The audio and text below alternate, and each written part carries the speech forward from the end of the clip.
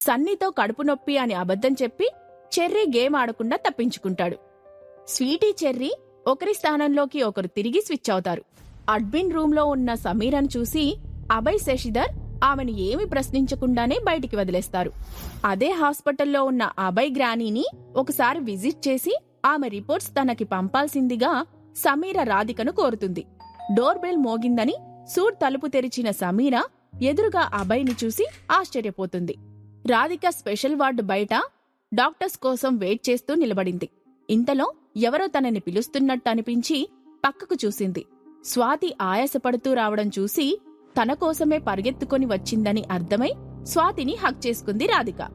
Thank you madam, thank you so much అని కృతజ్ఞత నిండిన గొంతుతో అంది స్వాతి. You are welcome. ఇందులో నేను చేసిందేమీ లేదు. All credit goes to doctor Meera Gupta అని స్వాతి చేతిని ఫ్రెండ్లీగా హోల్డ్ చేసింది. నేను డాక్టర్ మీరా గారిని కలవడానికి వీలవుతుందా అని ఆతృతగా అడిగింది స్వాతి.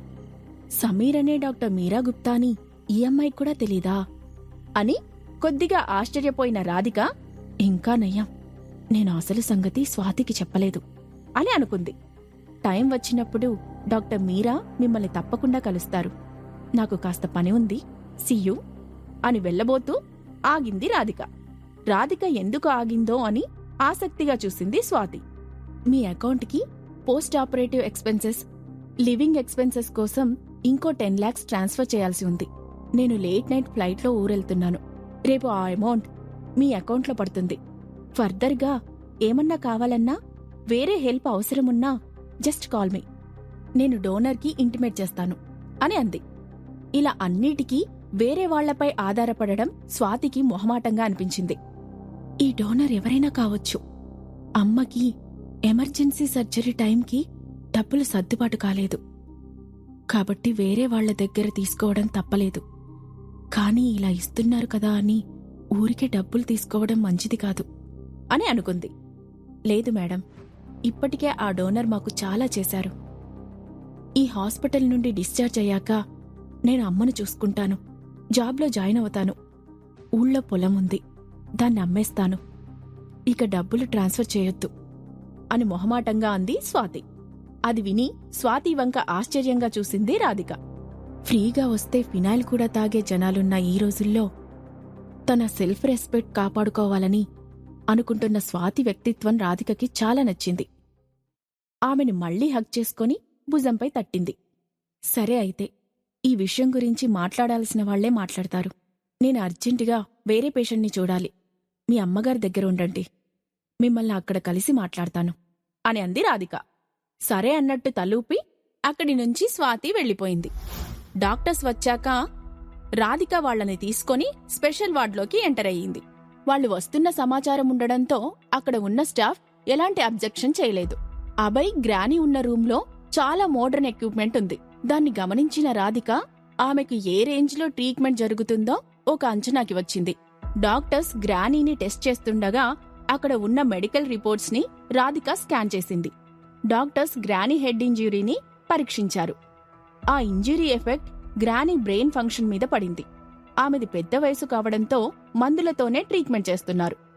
గ్రానీకి సర్జరీ చేయడం రిస్క్ అని ఇప్పుడు చూసిన డాక్టర్స్ కూడా డిక్లేర్ చేశారు. అదే విషయాన్ని సమీరకు రిపోర్ట్స్తో పాటు రాధిక మెసేజ్ చేసింది. మరోవైపు సమీర వాళ్ల సూట్ ముందు నిలబడి ఉన్న అభయ్, సమీర తనని చూసి షాక్ అయినట్టు చూడడంతో గిల్టీగా ఫీల్ అయ్యాడు.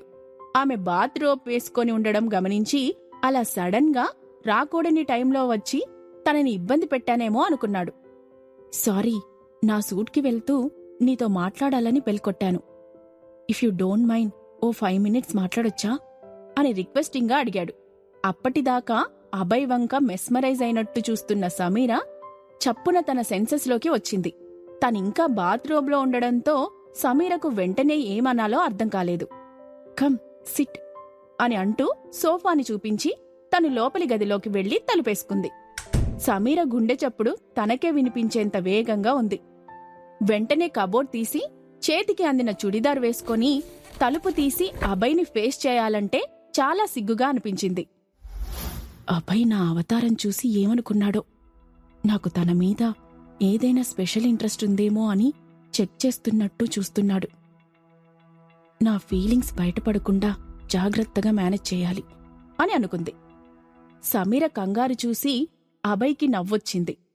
లోపలికి వెళ్తున్న ఆమె వంక చూడొద్దని అనుకున్నా అతని కళ్ళు ఆ వైపే తిరిగాయి. మళ్లీ సమీర వెనక్కి చూస్తే బాగోదని చప్పున చూపు తిప్పుకున్నాడు. మెయిన్ డోర్ దగ్గర ఉన్న సోఫా అంచున కూర్చున్నాడే కాని అతని మనసులో లేదు. సమీర పరిచయమైన దగ్గర్నుండి అభయ్కి తన జీవితమే మారినట్టు అనిపించింది. ఆమెతో జరిగిన ప్రతి సంఘటన అతని మనసులో బలమైన ముద్ర వేసింది. కొన్ని రోజుల్లో సమీర ఇక్కడి నుండి వెళ్ళిపోతుంది. అప్పుడు ఆమె ఎవరో నేనెవరో, తను నా జీవితంలో ఓ జ్ఞాపకంగా మాత్రమే మిగులుతుంది అని అనుకున్న అభయ్ మనసు అల్లకల్లోలంగా మారింది. ఇక అక్కడ కూర్చోలేక లేచి వెళ్లి సూట్ మెయిన్ డోర్ దగ్గరకు వేసి బయటకు వెళ్ళిపోయాడు. అభయ్తో నార్మల్గా ఉన్నట్టు ఎలా మాట్లాడాలో రిహార్సల్స్ వేసుకున్న సమీర మెల్లగా డోర్ తలుపు తెరిచి ముందు గదిలోకి చూసింది. అక్కడ అభయ్ లేకపోవడంతో కారిడార్కి వచ్చి వెతికింది. అంతా ఖాళీగా కనిపించడంతో సమీరకి ఆశ్చర్యంగా అనిపించింది. ఈ మనిషి ఎందుకు వచ్చినట్టు, ఎందుకు వెళ్ళినట్టు ఏమీ అర్థం కాకుండా పోయింది. అంతలోనే ఏం ముంచుకు వచ్చిందో. దెబ్బకి నిద్ర కూడా ఎక్కడికో పోయింది. లోపల స్వీటీ కూడా ఉలుక్కు పలుకు లేకుండా ఉంది. కూర్చునే నిద్రపోతుందా అని అనుకుంది సమీర. స్టడీ రూంపై నెమ్మదిగా నాక్ చేసింది. ఎంత తలుపు దగ్గర వేసుకున్నా అభయ్ కంగుమనే గొంతు చెర్రీ చెవిన పడనే పడింది. దానితో చెర్రీ భయంతో కుర్చీలో నిటారుగా కూర్చున్నాడు. డాడీకి నేనిక్కడ ఉన్నానని తెలిసిపోయిందా? నన్ను తీసుకువెళ్ళడానికి వచ్చాడా? డాడీకి అమ్మంటే ఇష్టం లేదు. ఆ మాట తనే నాతో ఎన్నోసార్లు అన్నాడు.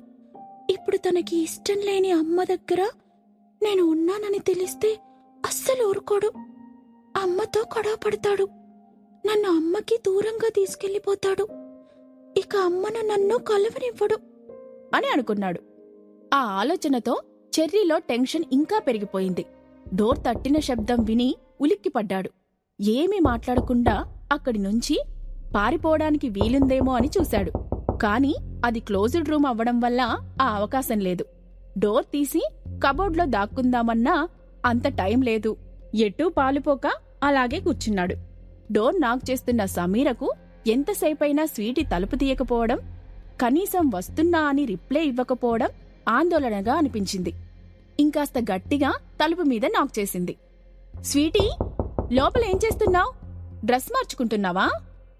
ఫుడ్ చల్లగా అయిపోతుంది, త్వరగా రా అని అంది. అమ్మ ఫుడ్ గురించి మాట్లాడుతుంది అంటే డాడీ వెళ్ళిపోయాడా? ఇక ఇప్పుడు డోర్ తీయకపోతే అమ్మ గొడవ ఎక్కువయ్యట్టుంది అని అనుకున్నాడు చెర్రీ. మెల్లగా డోర్ ఓపెన్ చేసి తల బయటకు పెట్టి చూశాడు. సూట్ ఎంట్రన్స్ రూమ్ వైపు చూశాడు. అక్కడ అభయ్ కనిపించకపోవడంతో తేలికగా ఊపిరి తీసుకున్నాడు. చెర్రీ ఎక్స్ప్రెషన్ కొత్తగా కనిపించడంతో సమీర తన వంక వింతగా చూసింది. స్వీటీ ఈ మధ్య కంగారుగా కనిపిస్తోంది. ఇలా ఎవరో వచ్చారని రూంలోకి వెళ్లి తలుపు వేసుకోవడం తను ఎంత భయపడుతుందో తెలుస్తోంది. నేను అనవసరంగా భయపడి తనని భయపెడుతున్నానా అని అనుకుంది. కాని సంజయ్ తనని కిడ్నాప్ చేయబోయిన సంగతి గుర్తొచ్చి ఇక్కడ ఉన్నంతకాలం జాగ్రత్తగానే ఉండాలి. స్వీటీది అర్థం లేని భయం కాదు అని అనుకుంది. చెర్రీ సమీరతో ఏం మాట్లాడకుండా కామ్గా హ్యాండ్ వాష్ చేసుకుని తన ప్లేట్ ముందు కూర్చున్నాడు. సమీర కూడా చెర్రీని ఫాలో అయ్యింది. చెర్రీ టేబుల్ మేనర్స్ సమీర అలవాటు చేసుకుంటుంది. ఫోర్క్, స్పూన్ యూజ్ చేస్తూ మెల్లగా తినడం సమీరకి కాస్త కష్టంగా ఉన్నా తన కూతురు ప్రాక్టీస్ చేస్తున్న గుడ్ హ్యాబిట్స్ ని ఎంకరేజ్ చేయాలని ఆమె చాలా గట్టిగా ట్రై చేస్తుంది.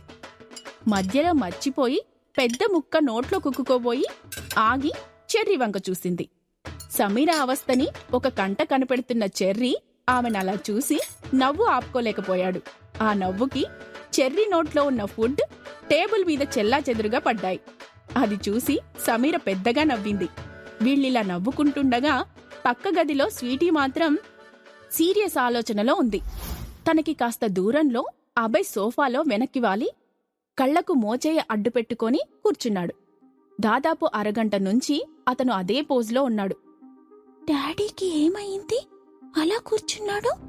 డిన్నర్ కూడా వద్దన్నాడు అని అనుకుంది. సన్నీ తన రూంలో ఉన్నాడు. అభయ్ సూట్కి వచ్చేదాకా సన్నీ, స్వీటీ ఆన్లైన్లో గేమ్ ఆడుతూనే ఉన్నారు. వాళ్ళిద్దరూ కలిసి కొత్త గేమర్ని ముప్పు తిప్పలు పెట్టారు. ఆ హ్యాపీ మూడ్లో సన్నీ త్వరగా డిన్నర్ చేసి పడుకోవడానికి వెళ్లాడు. స్వీటీ అభయ్ దగ్గరకు వెళ్లి నిలబడింది. తన చేతిని అతని నుదుటిపై వేసింది. ఆ స్పర్శకు అభయ్ కళ్ళు తెరిచి చూశాడు. తనని అలా చూసి చెర్రీ కూడా డల్లయ్యాడని అర్థమవ్వడంతో తనని దగ్గరకు లాక్కొని ఒడిలో కూర్చోబెట్టుకున్నాడు. చెర్రీ బాయ్, ఈరోజు ట్యూషన్ ఎలా జరిగింది? సన్నీ బాబాయ్ చెప్పే లెసన్స్ అన్నీ నీకర్థమవుతున్నాయా అని స్వీటీ చెవిలో గుసగుసగా అన్నాడు. అభయ్ తనతో అలా సీక్రెట్గా మాట్లాడడం స్వీటీకి ఫన్నీగా అనిపించింది. సన్నీ బాబాయ్ కన్నా నాకు నువ్వు చెప్తేనే బాగా అర్థమవుతుంది డాడీ అని గారంగా అంది. ఆ వంకతో అయినా అభయ్తో మరి కాసేపు గడపొచ్చని స్వీటీ ఆశపడింది. ఓకే, అయితే ఈరోజు లేట్ అయ్యింది కాబట్టి రేపటి నుంచి స్టార్ట్ చేద్దాం. నువ్వు బ్రష్ చేసి పడుకో, నాకు కాస్త ఆఫీస్ వర్క్ ఉంది, అది కంప్లీట్ చేసి వస్తాను అని అన్నాడు. స్వీటీ సరే అన్నట్టు తలూపి వాష్ బేసిన్ దగ్గరకు వెళ్ళింది. తన హైట్కి మిర్రర్ కనబడక కాళ్ళు ఎత్తి చూస్తోంది. తన అవస్థ గమనించిన అభయ్ ఒక స్టూల్ని మిర్రర్ ముందుకి లాగి దానిపై స్వీటీని నిలబెట్టాడు. స్వీటీ తన ముఖం వంక తదేకంగా అద్దంలో చూసుకోవడం అభయ్ని ఆశ్చర్యానికి గురిచేసింది. చెర్రీ పూటకో రకమైన షేడ్లో ఉంటున్నాడు. ఇప్పటిదాకా బాగానే ఉన్నాడు అనుకునేసరికి అమ్మాయిలా అద్దంలో ముఖం తిప్పుకుంటూ చూసుకుంటున్నాడు. తనని ఒకసారి చైల్డ్ సైకాలజిస్ట్ డాక్టర్ నళినికి చూపిస్తాను. హాస్పిటల్ అంటే చెర్రీ ఇష్టపడడు కాబట్టి ఆమెనే ఒకసారి ఇక్కడికి వచ్చి తనని చెక్ చేయమని అడుగుతాను అని అనుకున్నాడు.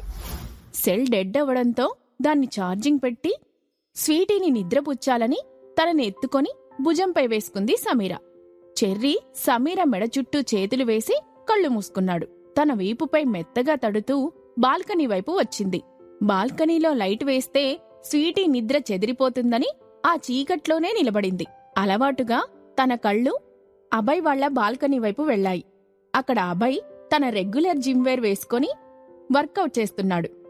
ఎప్పుడూ ఫుల్ సూట్లో కనిపించే అతను ఈరోజు కండలు తిరిగిన బాడీ షేప్లో సమీర కళ్ళకి చాలా కొత్తగా కనిపించాడు. కాసేపు అతని వర్కౌట్ స్టైల్ని ఆసక్తిగా చూస్తూ నిలబడింది. కాని అంతలోనే అభయ్ తనని చూస్తే అస్సలు బాగోదు అనుకొని లోపలికి వెళ్లబోయింది. ఇంతలో అభయ్ సమీరాను చూడనే చూశాడు. అంత చీకట్లోనూ వెన్నెలలా సమీర స్కిన్ గ్లో అవుతుంది. అభయ్ ఆమెను పలకరిస్తున్నట్టు చేయి ఊపాడు. బదులుగా సమీర తన చేయి చిన్నగా కదిపింది. ఇక అక్కడే నిలబడితే అభయ్ వేరే అర్థాలు తీసే అపాయముందని లోపలికి వెళ్ళింది. అలా లోపలికి వెళ్తున్న సమీర భుజంపై ఉన్న చెర్రీని అభయ్ చూశాడు. సరిగ్గా అదే టైంలో నిద్రలోకి వెళ్లబోతూ ఎందుకో కళ్ళు తెరిచి చూశాడు చెర్రీ. పక్క బాల్కనీలో నిలబడి ఇటే చూస్తున్న అభయ్ కనిపించడంతో చెర్రీ గుండె జారిపోయింది. చప్పున కళ్ళు మూసుకున్నాడు. సమీర అడుగు రూమ్ లోపల పడేటప్పుడు ఒక కన్ను తెరిచి అభయ్ వంక చూశాడు. తన చూపు ఇంకా ఇటువైపే ఉండడంతో చెర్రీకి భయం పట్టుకుంది. డాడీకి నేను అమ్మతో ఉన్న విషయం తెలిసిపోయిందా? ఇప్పుడే వచ్చి నన్ను తీసుకెళ్లిపోతాడేమో. నేను అమ్మతోనే ఉంటానని చెప్పేస్తా అని అనుకున్నాడు. తన లేత చేతులతో మరింత గట్టిగా సమీరను పట్టుకున్నాడు. స్వీటీ నిద్రలో అలా పట్టుకుందనుకున్న సమీర తనని జాగ్రత్తగా తీసుకెళ్లి పడుకోబెట్టి బ్లాంకెట్ కప్పింది. సమీర కళ్ల ముందు నుంచి వర్కౌట్ చేస్తున్న అభయ్ రూపం చెదిరిపోవడం లేదు. సంజయ్ కిడ్నాప్ అటెంప్ట్ చేసిన రోజు నుంచి తను కళ్ళు మూసుకుంటే అభయ్ ముఖమే ఫ్లాష్ అవుతోంది. అలా ఎందుకు జరుగుతుందో స్పష్టంగా తెలిసినా ఆ విషయాన్ని పక్కన పెట్టి తన పని తాను చేసుకునేది అలవాటు చేసుకుంటోంది. ఫ్యాంటసీస్, అట్రాక్షన్స్ వెనుక పరిగెత్తేందుకు నేనేం లోకం తెలియని చిన్నపిల్లను కాదు. 2 పిల్లలకి అమ్మని. పెళ్లి కాకుండా తల్లినయ్యాను అనే మచ్చను ఇలా లైఫ్ లాంగ్ క్యారీ చేయాల్సిందే. నేను ఇన్నోసెంట్ అంటే ఇంట్లో వాళ్లే నమ్మలేదు. ఇక లోకాన్ని ఏమి చెప్పి నమ్మించగలను? ఇప్పటికీ నేను కన్సీవ్ ఎలా అయ్యానన్నది ఓ పజిల్గానే మిగిలిపోయింది. ఖచ్చితంగా మెడికల్ ప్రొసీజర్ ఏదీ జరగలేదు. ఫిజికల్ రిలేషన్ వల్లే ఇది జరిగి ఉండాలి. కానీ నేను ఏనాడూ ఆ సిచ్యువేషన్లోకి వెళ్లలేదు అని అనుకుంది సమీర. ఆ ఆలోచనలకి సమీర నిద్ర చెదిరిపోయింది. సెల్ ఛార్జింగ్ అయ్యిందని తీసి దాన్ని తిరిగి ఆన్ చేసింది. వెంటనే స్క్రీన్ మీద చాలా మెసేజెస్ పాప్ అయ్యాయి. ముందుగా రాధిక దగ్గర నుంచి వచ్చిన మెసేజ్ని ఓపెన్ చేసింది. అభయ్ గ్రానీ రిపోర్టు చదివి సమీర ఆలోచనలో పడింది. సమీరను మీరా గుప్తా గురించి అభయ్ అడుగుతాడా? సమీర గ్రానీ ప్రాణాల్ని కాపాడుతుందా? ఈ ప్రశ్నలకు సమాధానాలు తెలుసుకోవాలంటే నెక్స్ట్ ఎపిసోడ్ వినాల్సిందే. క్రింద ఇచ్చిన లింక్ ని క్లిక్ చేసి పాకెట్ ఎఫ్ఎం యాప్ ని ఇన్స్టాల్ చేసుకోండి. Stay tune to pocket FM.